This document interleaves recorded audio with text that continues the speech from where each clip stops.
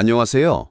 동양학의 대중화, 실용화를 추구하는 동양문화 아카데미 이출재 교수입니다. 이번 시간에는 용의 맥을 찾아서 신화에서 산맥으로 라는 흥미로운 주제를 가지고 풍수가 산을 살아있는 생명으로 어떻게 바라보는지 탐구하는 시간을 갖겠습니다. 우리 주변의 산들이 단순한 지형이 아니라 숨쉬고 꿈틀거리는 용으로 인식되는 과정을 함께 따라가 보시죠. 먼저 용에 대한 동서양의 상반된 인식을 살펴보겠습니다. 서양에서 용은 거대한 뱀의 형상을 한 혼돈의 화신으로, 기독교 세계관에서는 퇴치해야 할 악마적 존재로 여겨졌습니다. 인간사의 길흉 화복에는 전혀 관여하지 않는 그저 강력한 괴물이었죠. 반면 동양의 용은 성현에 비유되는 덕의 형상화였습니다. 군주의 위엄과 하늘의 대리자를 상징하는 길조였으며 동시에 선과 악을 모두 품은 모순적인 존재이기도 했습니다. 동양의 용은 변화무쌍한 조화의 능력을 상징합니다. 설문해자에 따르면 용은 낙타머리, 사슴뿔, 토끼 눈, 소의 귀, 뱀의 목, 잉어 비늘, 매의 발톱 등 9동물의 가장 좋은 부위를 조합한 모습이라고 합니다. 또한 몸의 크기를 누에처럼 작게도 천하를 덮을 만큼 크게도 바꿀 수 있는 무한한 변화의 존재이죠. 춘분에는 하늘로 오르고 추분에는 깊은 연못에 잠기는 등 하늘과 땅을 잇는 신성한 존재로 여겨졌습니다. 관자에서도 용은 물에서 살지만 오색빛을 띠고 논일기 때문에 신이다. 변화하는 날짜가 있는 것도 아니고 오르고 내리는 시각이 있는 것도 아니다. 라고 용의 신비로움을 전하고 있습니다. 그렇다면 풍수지리에서는 왜 산을 용이라 부르는 걸까요? 이는 산의 변화무쌍하고 역동적인 모습이 상상 속 용의 움직임과 가장 닮았기 때문입니다. 풍수는 산을 정적인 지형이 아닌 살아 움직이는 거대한 생명체로 인식합니다. 인자수지에서는 산의 모양이 1000가지 형태의 10,000가지 형상이고 만물 중에 용이 바로 그렇기 때문에 산을 용이라고 하였다. 그 모습이 잠겼다가도 보이고 뛰고 날고 하는 변화가 헤아릴 수 없으니 이를 취해 용이라고 하는 것이다. 라고 설명합니다. 지학에서도 지형 또한 일어나면 산으로 솟고 숙이면 연못이나 샘이 되고 작아지면 신랏 같으니 이것이 어찌 용과 같지 않은가 라며 산과 용의 유사성을 강조합니다. 이렇게 산을 용으로 볼 때 산줄기는 곧 용의 맥, 즉 용맥이 되는 것입니다. 산의 각 부위는 용의 몸에 비유되어 길흉을 판단하는 중요한 기준이 됩니다. 동진의 곽박 이래로 풍수가는 산의 형세를 용의 몸에 빗대어 명당을 찾았고 용의 어떤 부위에 혈이 맺히느냐에 따라 후손의 운명이 달라진다고 믿었습니다. 금난경의 가르침에 따르면 용의 코나 이마는 크게 번창할 길지이고 귀에 자리 잡으면 제후와 왕이 나온다고 합니다. 반대로 용의 뿔이나 눈에 자리를 쓰면 멸망하고 입술에 쓰면 죽거나 크게 다칠 수 있는 흉지로 여겨졌습니다.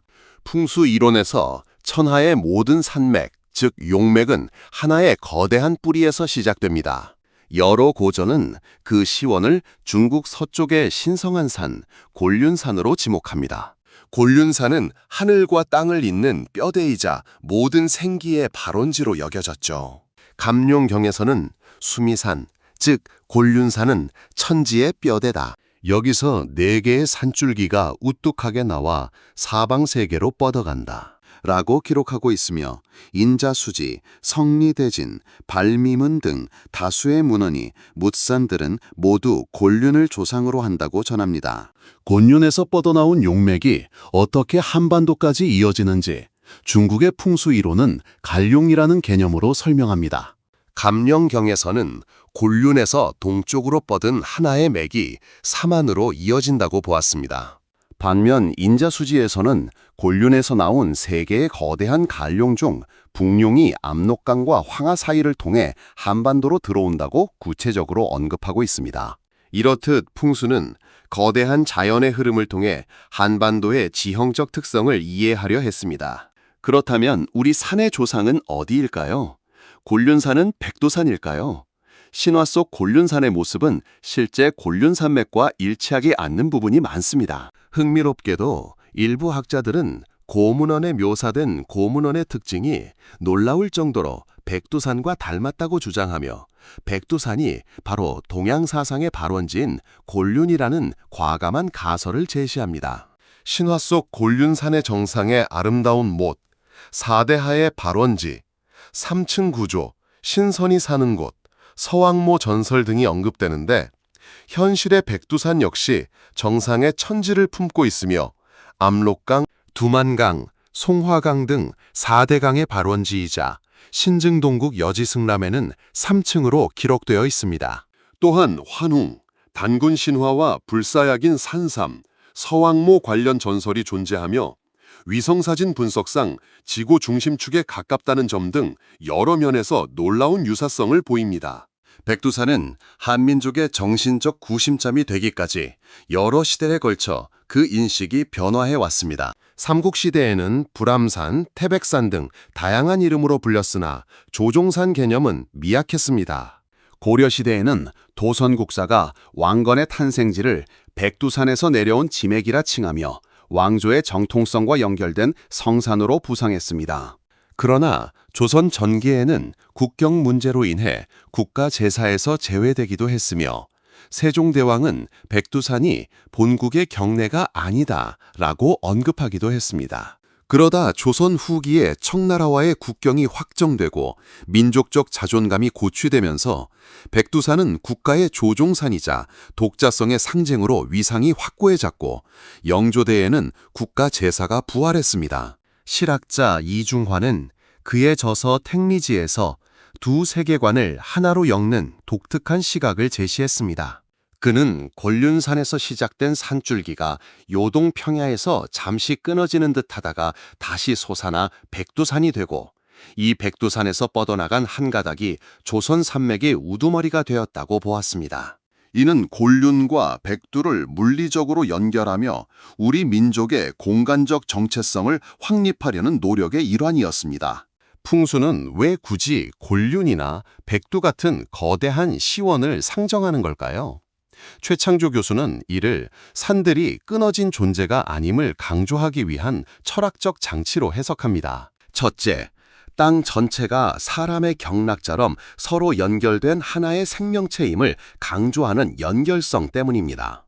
둘째, 모든 생명의 러지인 생기는 신성하고 영묘한 근원으로부터 흘러나온다는 믿음을 표현하는 것입니다. 마지막으로 만약 산들이 서로 연결된 용맥이 아니라면 풍수 이론 자체가 그 기반을 잃게 되므로 기룡설은 풍수의 존립 근거가 됩니다. 산을 용이라 부르는 것은 단순한 비유를 넘어 세상을 보는 하나의 눈을 얻는 과정입니다.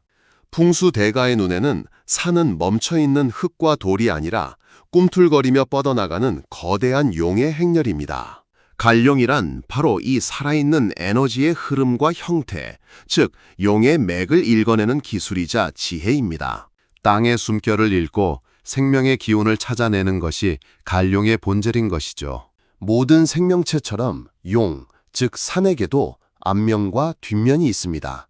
용의 앞면은 광채가 나고 수려하며 정돈되어 있습니다. 사람의 이목구비나 생식기처럼 중요한 모든 것이 앞에 위치하듯 길지인 명당은 반드시 용의 앞면에만 자리 잡습니다. 반면 용의 뒷면은 낭떠러지로 험준하고 거칠며 생기가 모이지 않습니다. 결국 풍수란 살아있는 땅의 얼굴을 찾아 그 품에 안기는 지혜라고 할 수 있습니다. 지금까지 풍수 용론에서 용의 의미에 대한 강의였습니다. 경청해 주셔서 감사합니다.